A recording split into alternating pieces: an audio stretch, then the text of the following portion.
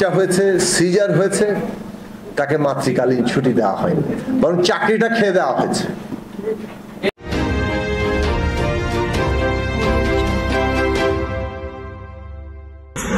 সবাইকে আমন্ত্রণ জানাচ্ছি বিডি লাইভ 24 নিউজে। 2 অক্টোবর 2024 রোজ বুধবার বিকাল 3 ঘটিকায় জাতীয় প্রেস ক্লাব দ্বিতীয় তলায় বাংলাদেশ আউটসোর্সিং কর্মচারী কল্যাণ পরিষদ কেন্দ্রীয় কমিটি উদ্যোগে সরকারি দপ্তর, অধিদপ্তর, পরিদপ্তর ও স্বায়ত্তশাসিত প্রতিষ্ঠানে নিয়োজিত আউটসোর্সিং, দৈনিক মজুরি ভিত্তিক এবং প্রকল্পে কর্মরত সকলকে স্ব দপ্তরে বয়স শিথিল করে স্থায়ীকরণ ও দাস প্রথা থেকে মুক্তির লক্ষ্যে গোলটেবিল বৈঠকে বক্তব্য রাখেন মাসুদ কামাল, আশরাফ কায়সার, অ্যাডভোকেট মনিরুজ্জামান লিংকন, মোহাম্মদ আজিম। বক্তব্যের পর জোনায়েদ সাকি বলেন, আর 9 চুক্তি, আমরা চাই মুক্তি। ইংরেজরা চলে গেছে, দাস প্রথা রেখে গেছেন, আউটসোর্সিং প্রথা বাতিল চাই, কর্মরতদের স্থায়ী চাই, বেতন দেবে সরকার, ঠিকাদার কোম্পানি কি দরকার। জোনায়েদ সাকি আরো বলেন, সংস্কার সুনির্দিষ্ট হলে নির্বাচনের তারিখও চূড়ান্ত করা যাবে। বর্তমান সরকার গণ অভ্যুত্থানের রক্তের ওপর দাঁড়িয়ে আছে। গণসংহতি আন্দোলনের প্রধান সমন্বয়কারী জোনায়েদ সাকি বলেছেন, আমরা এখন ফ্যাসিবাদ বিরোধী সংগ্রামের দ্বিতীয় পর্বে আছি। ফ্যাসিস্ট ব্যবস্থার বদলে একটি নতুন রাজনৈতিক প্রক্রিয়া কিংবা বন্দোবস্ত প্রতিষ্ঠার প্রক্রিয়ার মধ্যে আছি।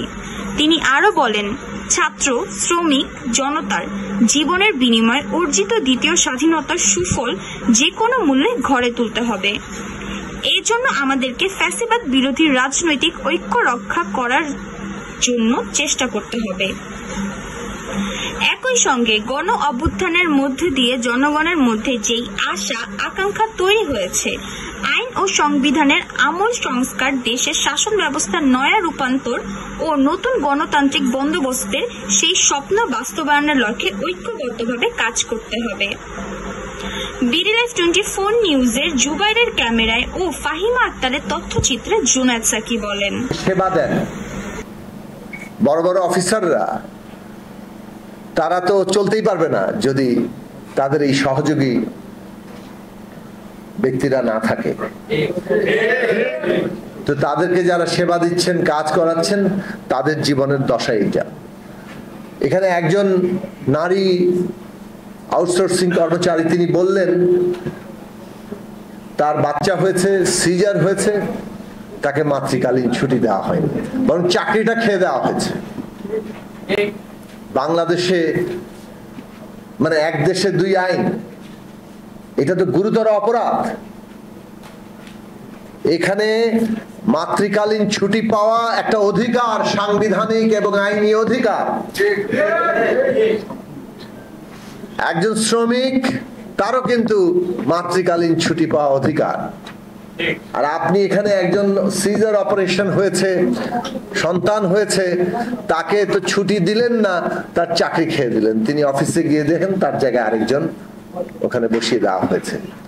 এবং এই যে বসিয়ে দেওয়া হয়, প্রত্যেকটি নিয়োগে 2 লাখ 3 লাখ টাকা ঘুষ নেওয়া হয়। তার মানে ঠিকাদাররা মানে প্রতি পদে পদে যদি একটা লোককে চাকরি থেকে সরিয়ে দিতে পারে, তার কাছ থেকে একটা নগদ লাভ আছে। ফলে চাকরি থেকে সরিয়ে দেওয়া এবং চাকরির ন্যূনতম নিরাপত্তা না তৈরি করা, এটা হচ্ছে ঠিকাদারদের একটা লাভের জন্য খুব গুরুত্বপূর্ণ দিক। মানে আপনাদের চাকরির নিরাপত্তা, নিশ্চয়তা, এটা ঠিকাদারদের স্বার্থের পরিপন্থী। দেখা করতে পেরে, আপনাদের হয়ে কথা বলতে পেরে, এবং আপনাদের এই অবস্থান থেকে উত্তরণ ঘটতেই হবে। আমরা যদি একটি ফ্যাসিস্ট সরকারের বিদায় করতে পারি, আমরা যদি একটি দানবীয় সরকারকে বিদায় করতে পারি, আমরা যদি দেশের সবচেয়ে বড় মধ্যস্বত্বভোগীকে বিদায় করতে পারি, যার নাম সালমান রহমান, আমরা কেন আপনাদের যে মধ্যস্বত্বভোগীরা আছে, ঠিকাদাররা আছে, তাদেরকে বিদায় করতে পারবো না? এবং মনে শক্তি রাখেন, বুকে সাহস রাখেন।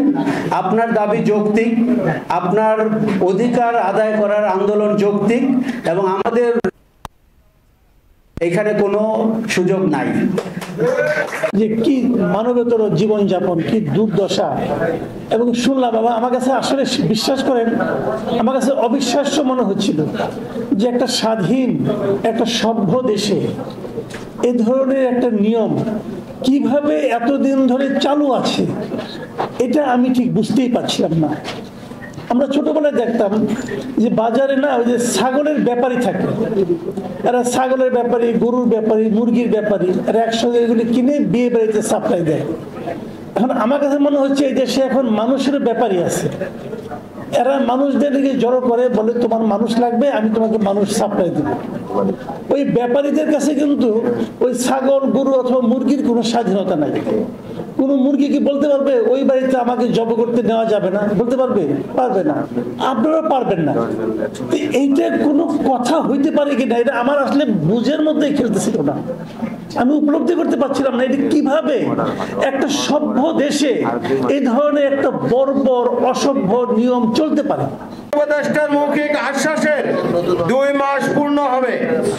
17 অক্টোবরের মধ্যে কোন দৃশ্যমান আমাদের দাবির পক্ষে অগ্রগতি না হলে আমাদের পরিবার পরিজন বাঁচার জন্য 17 অক্টোবরের পরে যে কোনো দিন সারা বাংলাদেশের নিপীড়িত, নির্যাতিত, আউটসোর্সিং, দৈনিক মজুরি ভিত্তিক, প্রকল্প ভিত্তিক কর্মচারীরা পরিবার পরিজন নিয়ে অবস্থান কর্মসূচি দিতে বাধ্য হব।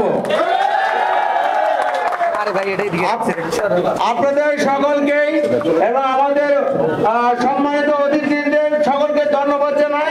আপনারা আমাদের সাথে এই আমাদের আন্দোলনের সাথে একত্রিত ঘোষণা করেছেন। আপনাদের সকলকেই আমাদের সারা বাংলাদেশের আউটসোর্সিং এর পক্ষ থেকে আপনাদেরকে জানাই আন্তরিক শুভেচ্ছা ও অভিনন্দন।